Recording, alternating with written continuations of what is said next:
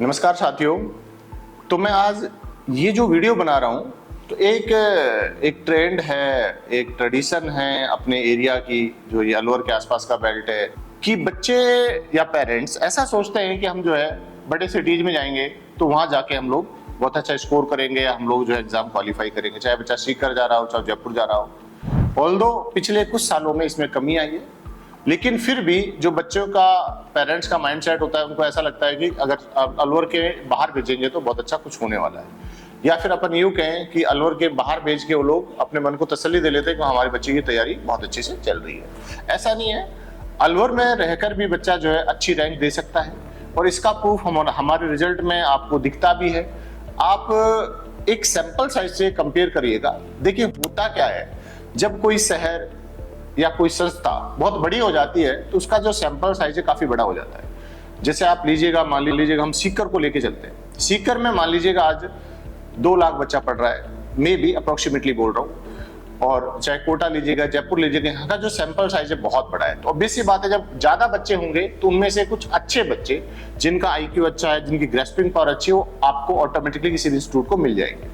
लेकिन हम जैसे जो इंस्टीट्यूट होते हैं, जैसे मॉडलर से अलवर में, इनका हमेशा ये चैलेंज रहता है कि इनके पास जो है अच्छे बच्चे कम रुकते हैं, लेकिन जो भी एवरेज बच्चा या अबव एवरेज बच्चा हमारे पास रुकता है, उसका जो रिजल्ट है उन बच्चों के बराबर रहता है जो बच्चे अलवर की जगह उन्होंने चाहे दिल्ली चूज किया हो, चाहे उन्होंने सीकर चूज किया हो, चाहे उन्होंने जयपुर चूज किया हो, कोटा चूज किया हो।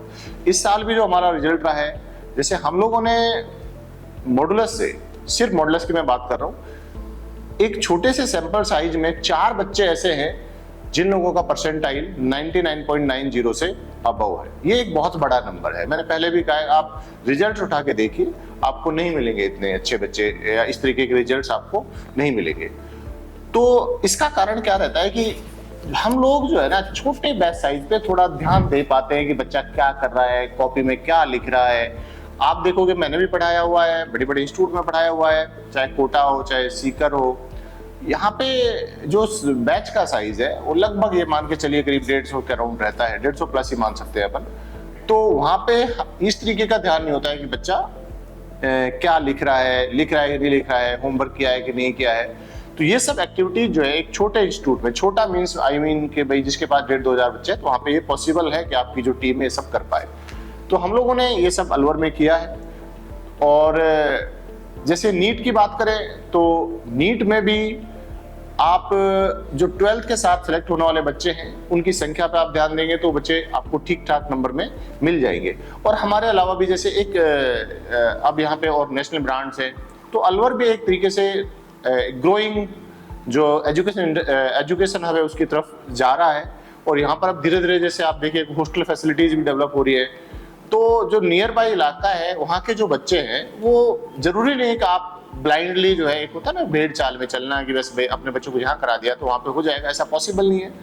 अगर आप सक्सेस रेशियो देखिएगा कि कितने बच्चे कहाँ पढ़ रहे हैं, उनका क्या रिजल्ट आ रहा है, वहाँ से कितने बच्चे सिलेक्ट हो रहे हैं, चलो कितने क्या हो रहे हैं डजंट मैटर।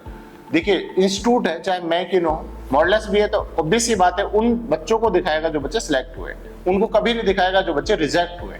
लेकिन आप फिर भी, छोटा शहर है, वहाँ उस शहर में ये पता होता है कि इतने बच्चे हैं, इतने बच्चे सिलेक्ट हुए हैं, ये एक्स का बच्चा है, वाई का बच्चा है, मतलब वो सब एक दूसरे को जानने वाले बच्चे होते हैं। वहाँ पे ये सब नहीं होता है। जैसे मान लीजिएगा कोई संस्था है, बाहर की संस्था अलवर में भी मान लो पढ़ा रही है, तो उसको जो रिजल्ट छापने हैं तो किसी भी सिटी के, किसी भी सेंटर के रिजल्ट छाप सकते हैं। लेकिन इसका जो सबसे बड़ा नुकसान होता है वहाँ के एग्जिस्टिंग बच्चों पे होता है।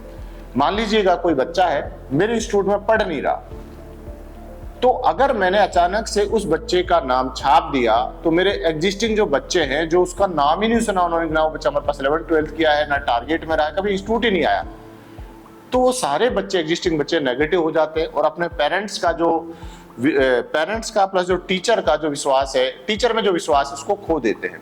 और इससे बहुत मेजर समस्या आती है डिसिप्लिन की। अगर आपकी संस्था, जिस संस्था में आप पढ़ रहे हैं, वो अगर ईमानदारी से, मतलब अपने रिजल्ट छाप रहा है, ईमानदारी से पढ़ा रहा है, तो वहाँ पे आपको डिसिप्लिन ऑटोमेटिकली दिखेगा। बच्चे जो है टीचर की इज्जत भी करते हैं, गुरु की इज्जत भी। वो ऐसा नहीं सोचते कि सिर्फ रिजल्ट के लिए पढ़ा रहे हैं, उनका ये भाई देखो गुरु गुरु होता है। गुरु कभी भी माँ बाप के बाद ये एक ऐसे लोग हैं जो हमेशा बच्चे का अच्छा सोचते हैं, पॉजिटिव सोचते हैं, वो खुश होने वाले लोग हैं अगर उनका बच्चा या उनका स्टूडेंट और ऊंचाइयों पे जाता है। इसके अलावा ज्यादातर लोग जो है जेलिसी फील करते हैं, चाहे गांव हो, चाहे कस्बा हो, चाहे पड़ोसी हो, सब चीजें चलती है, समाज है। तो मैं ये कहूंगा कि जो अलवर है वहां पे अभी भी एक गुरु चेला वाली प्रथा है कि हम इंडिविजुअल एक एक बच्चे का नाम भी जानते हैं, कौन बच्चा कैसा कर रहा है। टीचर्स को भी एक फोकस किया जाता है कि आप बच्चों का थोड़ा सा इंडिविजुअल इंटरेक्शन रखें। आप विश्वास नहीं करोगे, अभी 11th के बैचेस चल रहे हैं, मैं मई में हूँ, तो हम करीब 10-10 बार एक बच्चे को बोल चुके कि बेटा ये गलती है कि आप जो 10th टाइप की सोच रहे हो कि भाई 10th में हमने क्वेश्चन आंसर तो इनको रट लिया, नंबर आ जाएंगे, वैसा नहीं होता है। एक एक बच्चे का आप देखोगे ना, जैसे जेईई मेन में 75 क्वेश्चन अगर अटेम्प्ट करता था, कोई बच्चा 60 नेगेटिव करके आ जाता है, उसको ऐसा लगता है कि सारे अटेम्प्ट करो नंबर आ जाएंगे। बट वहाँ बड़े इंस्टीट्यूट में इनको समझाने वाला कोई नहीं होता है। हम एटलीस्ट कम से कम 10 बार अगस्त तक 10 बार तो एटलीस्ट एक बच्चे को कह देते हैं कि यार ये बच्चा बहुत खराब कर रहा है। उस बच्चे की क्या इमोशंस होती हैं वो कि पेपर में बहुत ज्यादा करने से आ जाएंगे, लेकिन इन चीजों को हम लोग यहाँ सुधारने की कोशिश करते हैं। मैं ये नहीं कर रहा हूँ कि 100% सुधार पाते, लेकिन फिर भी बहुत बड़ा रेशियो है जो बच्चे ऐसे होते हैं कि जो अगस्त आते आते एक ट्रैक में आ जाते हैं और जो करीब 50% का राउंड स्कोर करने लग जाते हैं जेईई मेन में, जो एक बहुत अच्छा स्कोर है, वो बच्चे आगे जाके सिलेक्ट भी हो जाते हैं। तो मैं उन पेरेंट्स से फिर लास्ट में यही कहना चाहूंगा कि आप एक बार देखें, जरूर कंपेयर करें। आप फीस तब जमा करें जब आप कंफर्म हो जाए कि नहीं हम यहाँ पे संतुष्ट है और हमारा बच्चा यहाँ पे रह के कुछ गेन करेगा।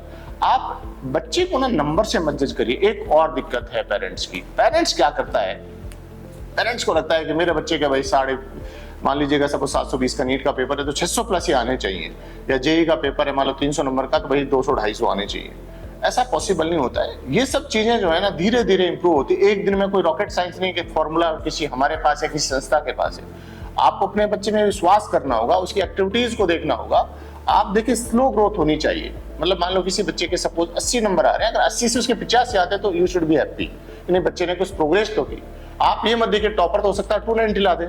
तो ये बच्चे टू बच्चे डिफर करता है कि उसका आईक्यू कैसा है, उसकी पढ़ने की स्टाइल कैसी है। कई बच्चे ऐसे होते हैं लास्ट तक अपनी पढ़ने की स्टाइल को चेंज नहीं करते हैं, कॉपी ली, किताब खोली, बैठ के पढ़े, तो ऐसे स्कोर नहीं होता है। तो इन सब चीजों में मॉडुलस जो हेल्प करता है। आप जो है कैंपस विजिट करें, हमारा डिसिप्लिन देखें, टीचर्स देखें, आप आराम से अपने बच्चों को छोड़ सकते हैं, आपको पॉजिटिव रिजल्ट्स मिलेंगे। होप कि आप इन सब बातों पे ध्यान देंगे और फिर अपने बच्चे के जो सही कोचिंग उसको चूज करेंगे। Thank you.